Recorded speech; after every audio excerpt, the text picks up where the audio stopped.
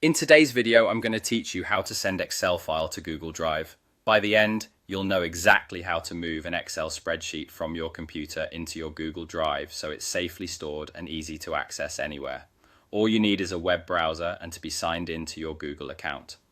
Start on any Google page like your search homepage or inbox. Look at the top right corner and click the Google Apps icon, the small grid made of dots. This opens a panel of Google services. From that panel, click Drive.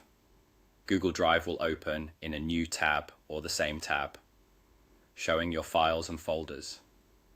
Inside Google Drive, go to the top left corner and click the New button.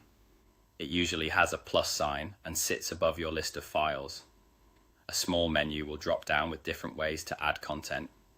From that menu, click File Upload. This tells Drive that you want to choose a file from your computer. Your computer's file picker window will appear. Here, locate your Excel file. It may be in your Downloads desktop or Documents folder, or wherever you saved it. Look for a file ending in .lsx or .ls. If you don't see it right away, try sorting by date modified or using the search bar in the file picker. A quick tip: if the file is open in Excel, close it before uploading to avoid any save conflicts. Once you've found the correct Excel file, click it to upload. You can select it and press open, or simply double-click it.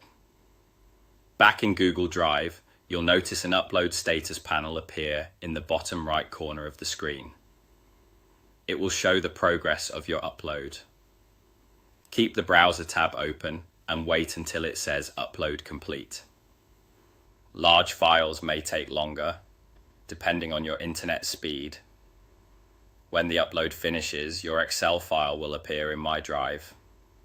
You'll recognize it by the spreadsheet icon and the file name you selected. Drive stores it as an Excel file, so nothing changes about your original document. If you'd like, you can open it later with Google Sheets, but that's completely optional.